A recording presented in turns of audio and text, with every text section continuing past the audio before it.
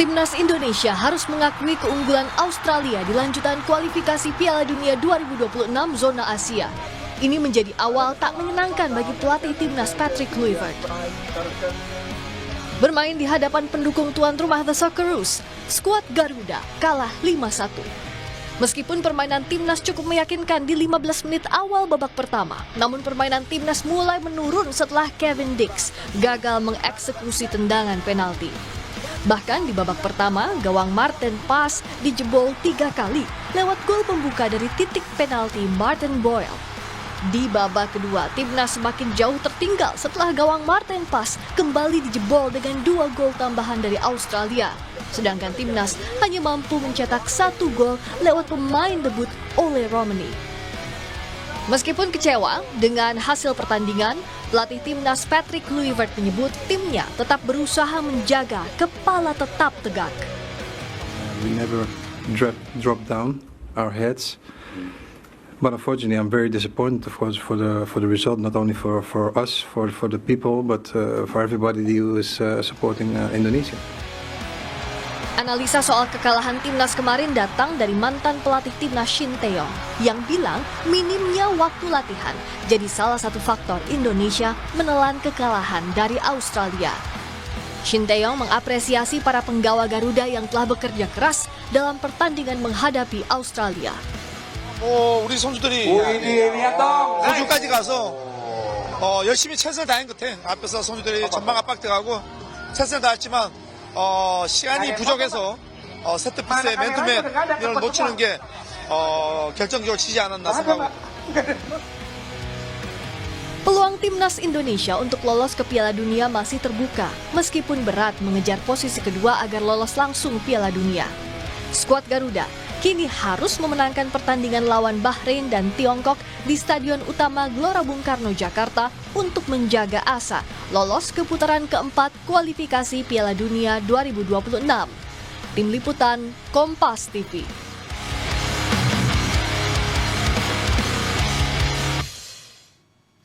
Timnas Indonesia akan menghadapi Bahrain di kualifikasi Piala Dunia 2026 zona Asia. Laga di Stadion GBK ini menjadi penting bagi Indonesia untuk tetap membuka peluang lolos ke Piala Dunia 2026. Maka apa yang harus diwaspadai dari Bahrain?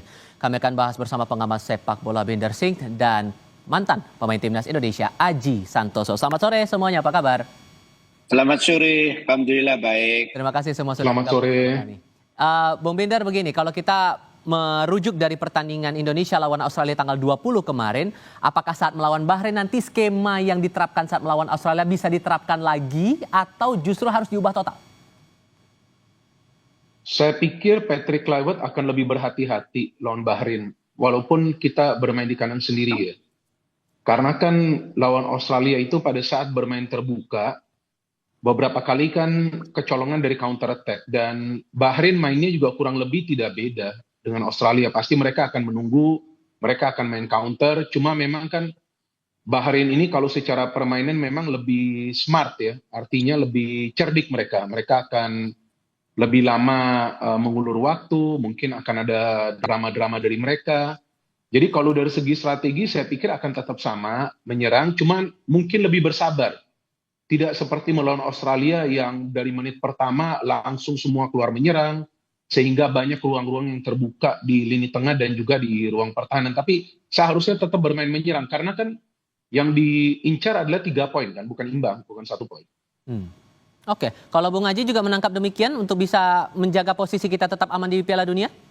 Iya, untuk pertandingan nanti itu mau tidak mau kita harus menang kalau ingin menjaga peluang untuk bisa lolos. Dan apa yang dikatakan oleh Bung Binder tadi juga betul, tetap menyerang tetapi harus dilihat dulu situasinya. Tidak seperti ketika melawan Australia sudah mulai babak awal mereka melakukan penyerang secara frontal sehingga kita bisa kebobolan. Dan menurut saya yang perlu dievaluasi adalah memang bagaimana Patrick Kluivert ini memperbaiki sistem pertahanan. Ya, kebetulan memang saya nonton itu hanya 15 menit terakhir karena saya tidak bisa nonton, tetapi saya melihat highlight semua gol, terutama gol 1 sampai gol ke-4 itu kesalahan pemain-pemain belakang kita.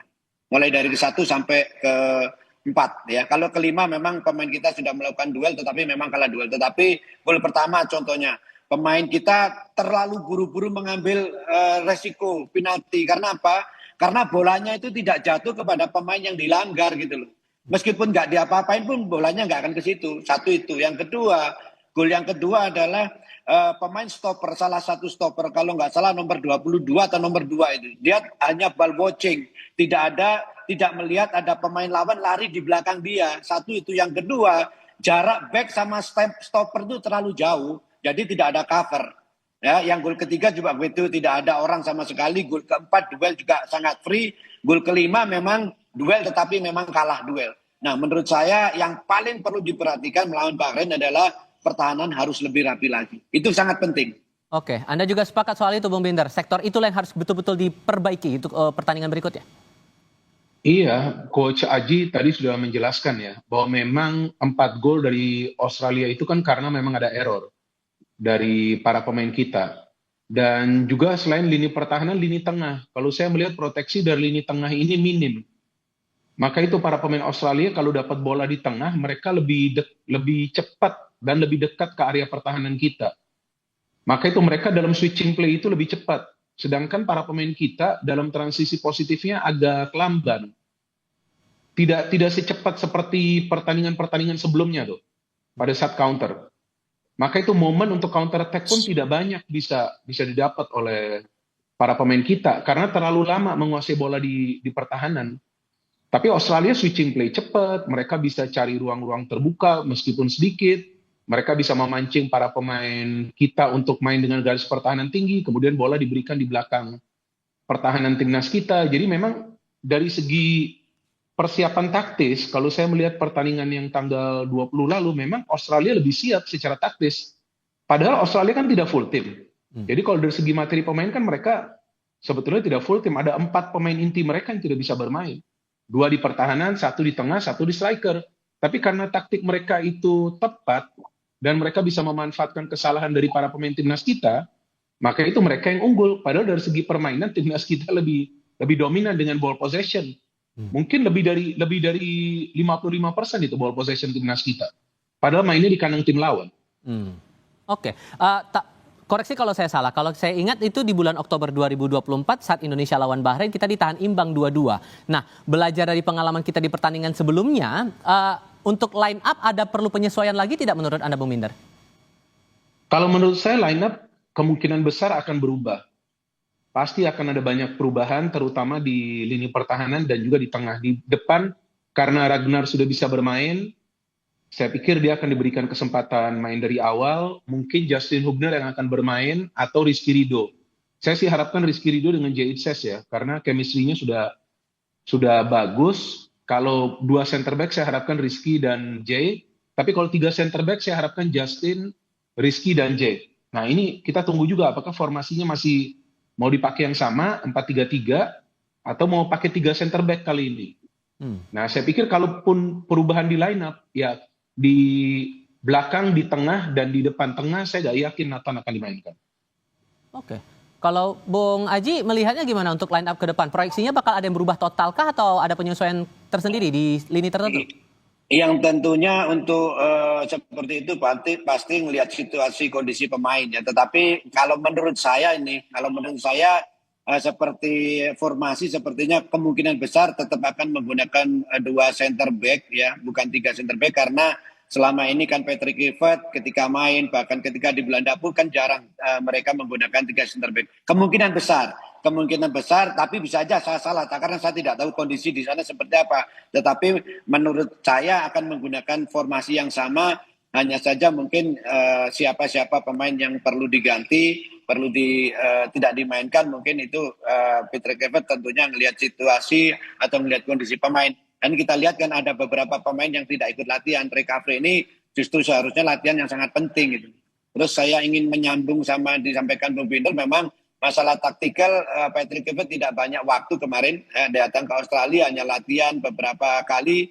Nah sekarang ini ada sedikit waktu gitu, untuk sedikit waktu terutama membenahi kekurangan-kekurangan di pertandingan melawan Australia kemarin. Jadi menurut saya sih seperti itu. Terutama itu tadi saya tekankan, kalau yang disampaikan Bung Bir tadi benar, penguasaan bola bahkan lebih dari 55 kemarin itu, kalau nggak salah 60 lebih itu.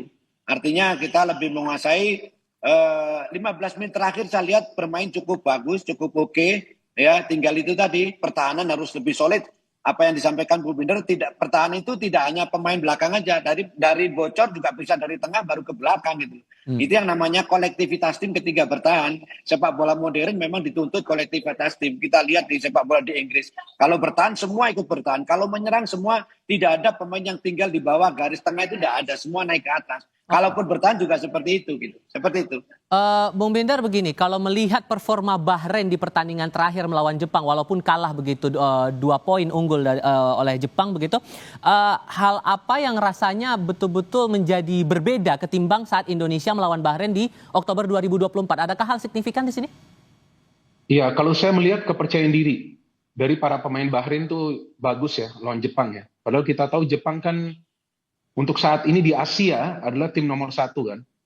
Mereka tim nomor 1 lah dari segi ranking FIFA di Asia. Dan memang mereka adalah tim yang sudah jadi ya, tim yang sudah matang. Dan mayoritas para pemain mereka itu bermain di Eropa, cara bermain mereka juga menyerang. Tapi confidence dari para pemain Bahrain bagus di pertandingan tersebut karena mereka tidak banyak melakukan kesalahan. Bahkan Jepang harus menunggu sampai babak kedua baru bisa mencetak gol. Dan memang cara bertahan Bahrain itu, ya saya melihat disiplin. Disiplin dalam artinya begini, disiplin itu bukan berarti hanya menunggu di belakang, tapi disiplinnya itu mereka tahu mereka harus menutup ruang di sektor sebelah mana.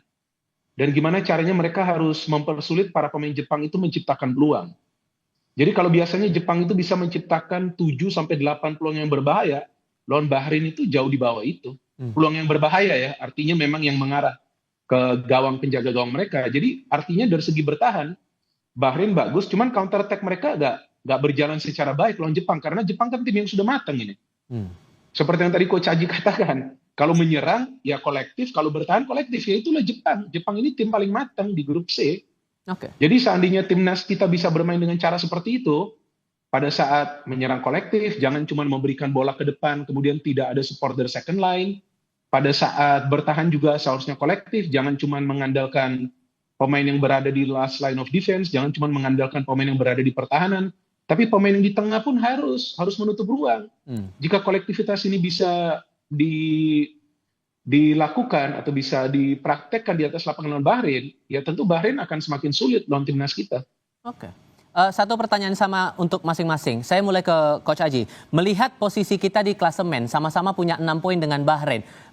Semulus apa kemungkinan kita bisa mengamankan posisi untuk Piala Dunia nanti, menurut Anda, Bung Aji?